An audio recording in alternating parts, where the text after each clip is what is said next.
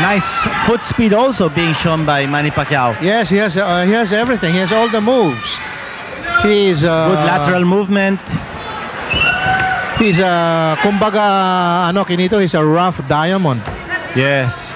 He can be developed. Ayun. Well, it looks like Lito Laroa is a little frustrated.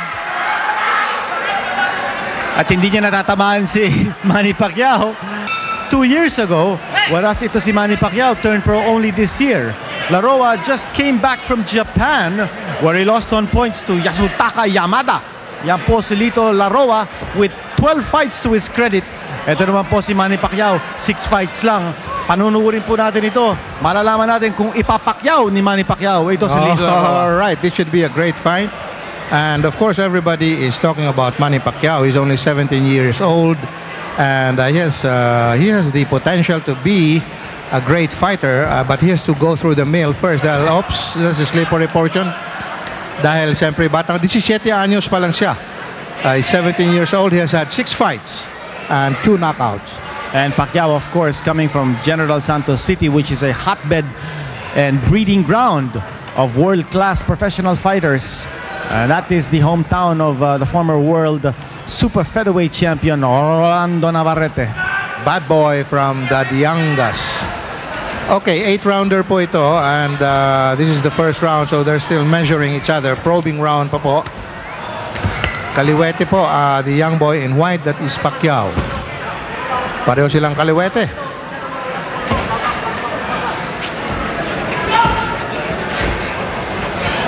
Well, nagkakasindakan ngayon mga kaibigan, but Manny Pacquiao throwing a nice right jab. Again, Pacquiao trying to measure. Ito po si Lito Laroa. Very elusive target ito si Lito Laroa. He's not standing still. Laroa throwing also a nice nifty right jab. Yes, and pareho silang hindi umaatras, kaya maganda po ang salpukan natin mamaya mga in the next round or third round kung magkakasakitan na po, and they are going to have their hard exchanges. No damaging blows so far, but we have seen Manny Pacquiao sneak in a few punches to the side of the body of Lito Laroa.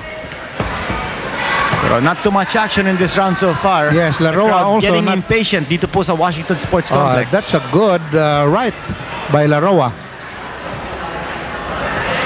Maganda itong fight na ito. In the second or third round, makakasakitan na ito, and they're going to have magpapalitan na. Sa ngayon, medyo nagbabasahan pa sila. Pacquiao with a 2.5-inch height advantage over Laroa. Again, going to the midsection. Good shot to the side. Yes, he is attacking the midsection of Lito Laroa, and we're talking of Manny Pacquiao, the undefeated youngster from General Santos City.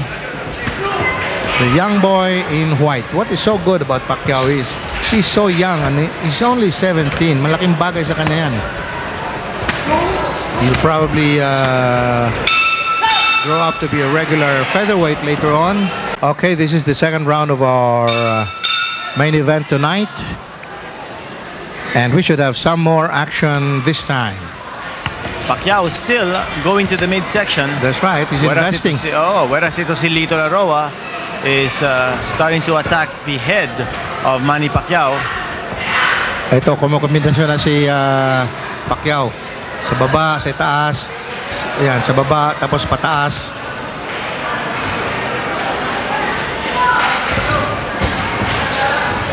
Tignan natin kung anong reaction ni Laroa dito. Second round. Romy, there's an air of suspense dito sa Washington Sports Complex. Yes, everybody's expecting something to happen. Well, the fans are anticipating a knockout victory here for Manny Pacquiao, considering that he is undefeated and is known to have a big punch. Ito si Lito Laroa, being the veteran, is not going to be a patsy for Manny Pacquiao. You can be sure of that. He's going to time his punches also. And he also has power of his own. Yes. Kaya maganda ito. Laroa has 2 knockouts in 4 victories. And Laroa that time connected with short punches to the head of Manny Pacquiao. Laroa missing with a right swing. Well, as soon as Pacquiao, you watch out for the combination. As soon as Pacquiao finds the combination or the opening, dahil non-stop yan kung pumasok.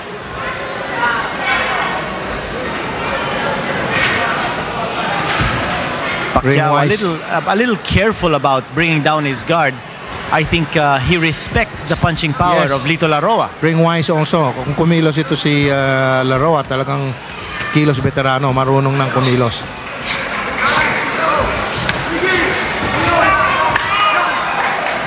Galing. Good fight.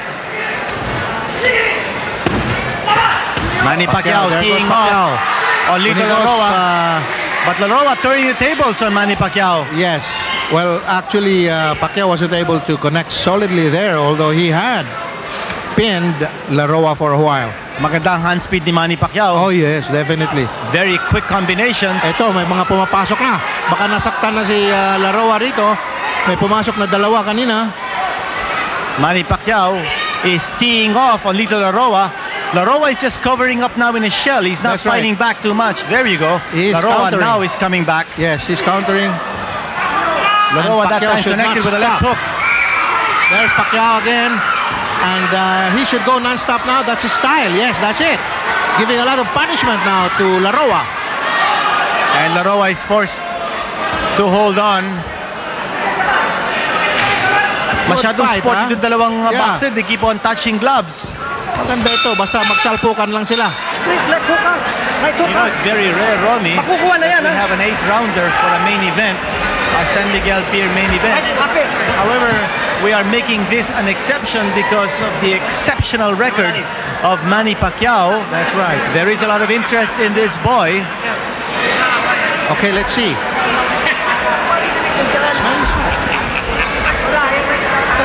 Tingnan natin. Wala pa instruction so far. Ito na.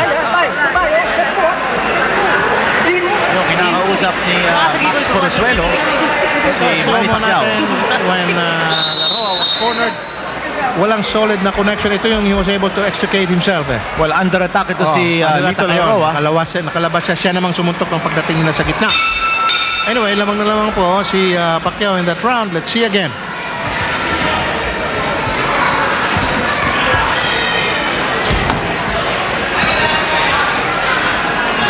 Manny Pacquiao showing very good defense at this stage.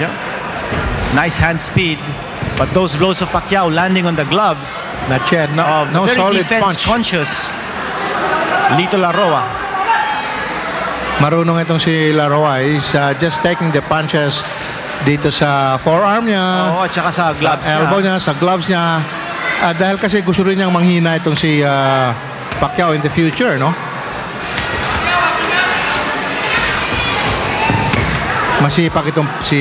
Masipag si Pacquiao. Pero walang tumatama doon sa mga binitawan ni Pacquiao.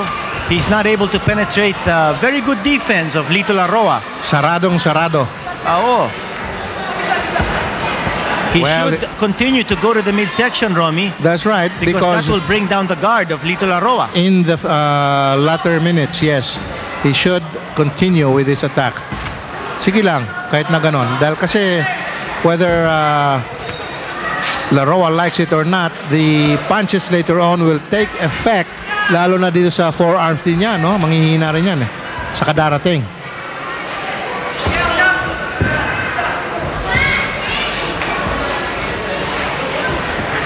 Magandang laban ito, malinis pa. So we're going to have a clear winner here. Right now, of course, lamang na lamang si Pacquiao sa puntos. But we can never tell later on.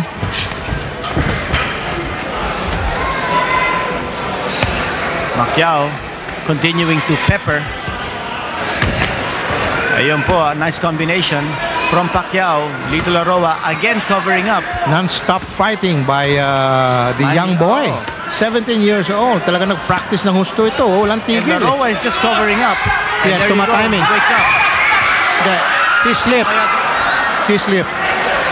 O, yan ang magulang. Tignan mo si Laroa. Kagaya ni yung nangyari kanina, tatalikod-talikod. Hindi pwede kay Laroa yun. Medyo veterano din ito si Laroa. He has been a pro for 2 years. I mean, that's as it. compared to Pacquiao, who turned pro only early this year. That's right. And that's it. Tumatiming nga si Laroa. Pinababayaan mo na niyang sumuntok para manghina itong batang to. He'll be spending a lot of effort sa missed, tsaka yung mga suntok na hindi naman pumapasok. Well, remember, we are Very wise. for 8. Yes, he's Oo. fighting wisely. Ito si Laroa, tama yes, yun. showing as a veteran, playing as a veteran. Although ito namang si playing as a young man. Oo. Talagang Parang niroropa dope ni Oo. ni Laroa yung laro. Okay, here's slow-mo action from the previous round of our San Miguel Beer main event. This 8-rounder. And this was the slip. That's right, between And Pacquiao almost. and Laroa. Almost. inabutan. Oh. No, dahil kasi Laroa was quick. talaga naman ganun during fight time. Oo. Birahin mo ng birahin, hindi tatalikod-talikod. Nako, hindi pwede kay Laroa yun. But of course, we Okay, asked the moving. question, when will Lito Laroa break out of that defensive shell? But pinababayaan lang niya because he's waiting for the opening. At pumapasok naman siya pag may opening. Pacquiao May now kombinasyon going to din the siya jab. Oh. Pero tatalunin sa sipag to. Ibang bata kung maglaro Laroa, Laroa fighting wisely, but Yes. let's see. I mean, those are points, the way you see it. but Pacquiao is moving around very deftly away from Lito Laroa using that nice right jab. That is the way to fight him now. Now he's wisened up. Now he has learned from the first 2 rounds. Na ganito pala, then kombinasyon, ayan Then nasaktan na rin siya kanina sa mga kombinasyon. Matindi din kung magbigay ito si Laroa Oh yes, oo. Off slip. And that's the 3rd slip of Manny Pacquiao. Palakpakan yung mga teenager sa corner ni Laroa. Akala nila na tinamaan si Pacquiao. It's a very wet portion there in the corner of Lito Laroa. That's right.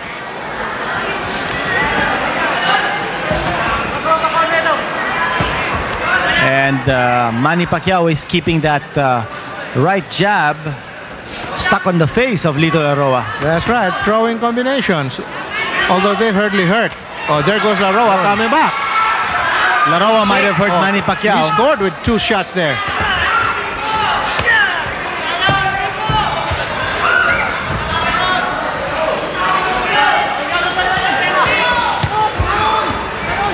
Well, Lito Laroa certainly a big test here for Manny Sipag Pacquiao. ng bata. Talagang ang sipag. Super sipag. And hand speed yes. coming from Manny Pacquiao. A series of blows. A nice flurry by Manny Pacquiao. Parang punching bag. Ginagawang punching bag ni Pacquiao ngayon si Laroa with his combinations. Look at that. He's having his way. Paminsan-minsan si Laroa tries to come back, pero masyado na siyang naiiwanan na sa puntos. Pero maraming tira din si Manny Pacquiao. Not hitting the target, Romy. That's true. But maybe he's landing 2 out of 5 or 6. So nauuna siya. Somehow Laroa has got to, like I said, come out more often. Hindi yung pinababayaan na lang niya si Del Bata ito Well, definitely Pacquiao dictating the tempo That's of right. this fight so far. Okay, we have slow-mo action here in round 4. Oh, that's the time when Pacquiao slipped in the corner of Laroa there. Hindi natin maiiwasan kasi ang basa Basang-basa kasi yan sa mga iniinom na tubig, sa mga binubuhos. Ayan, yung ganyan, binubuhusan ngayon si Pacquiao. That's to wake up the fighter. Okay, round 5. We are into the second half. Kumbaga PBA game, po? Second half na tayo at masasabi natin na lamang si Pacquiao at this time. So it will have Laroa. Laroa will just have to come back. Manny Pacquiao really has not hurt Lito Laroa in no this way. fight. He has not, but he has been attempting to score, and he has scored Yes, he has scored more. well, definitely more points than Yes. Lito Laroa.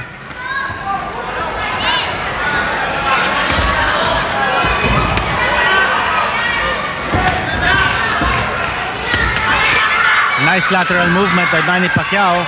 Look at the way he eludes Lito Laroa. And he comes back with some combinations of his own. Magaling maglaro. Matapang, may kumpiyansa.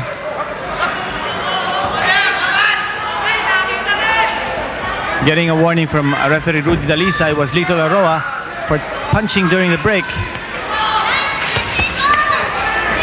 Ang bibilis ng mga suntok niya. Yes. He is Manny Pacquiao. that's why he has the potential for greatness, because he can put power into his mitts. It's in the dizzying future. head speed. Yes. That's why we can bet on this young boy. By the way, Lito Mondejar and Rod Nazario earlier told me that they have given this young boy a new trainer, because he didn't have a trainer before. Well, Max Ferruzuelo is now in the corner of Manny Pacquiao. Ferruzuelo used to fight for Lito Mondejar during his days as a world-ranked mini flyweight contender. That's right, and so they're trying to guide to give this young boy a break. And if they bring him up right, if they're not in a hurry, this boy will develop into something.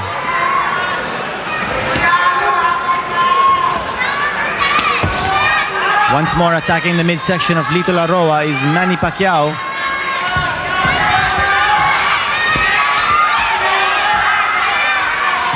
A nice foot speed also being shown by Manny Pacquiao. Yes, he has everything. He has all the moves. He's Good lateral movement. He's kumbaga ano kinito, he's a rough diamond. Yes. He can be developed. Ayun. Well, it looks like Lito Laroa is a little frustrated.